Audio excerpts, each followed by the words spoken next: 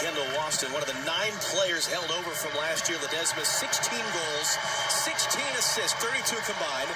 In 33 games, made himself a hero in his 1 year with Cincinnati a year ago. The 30-year-old from Argentina coming on to replace Kekutamane.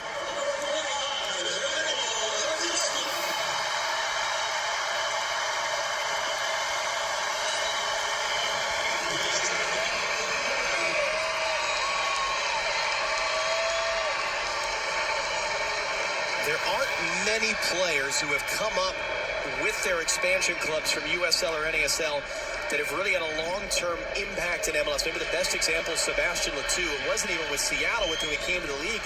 It was with Philadelphia he had all that success. Certainly Miguel Ibarra and Christian Ramirez are 2 great examples right now who came up with Minnesota. Freddy Denso was a part of the Timbers' success in 2013. Roger Levesque had some big moments for Seattle once they came up to MLS. So who maybe can do that? See Spencer Ritchie out there today. Ledesma now on the field for Cincinnati.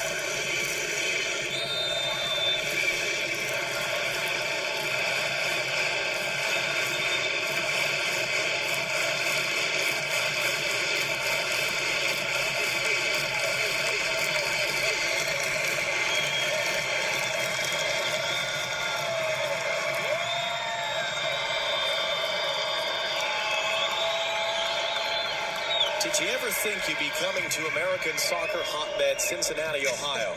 No, and I don't think many people here did. And just hearing the story about how this developed and the idea for this club here in this town and the tipping point, as was said, and it really has tipped. It is beyond tip because it has arrived. And just seeing the scenes, John, with the march to the game and the fans and the atmosphere, and our hotel is right across from the club shop, and just a constant stream of people in, buying the gear. Couldn't be more excited about this game. This is the talk of the town.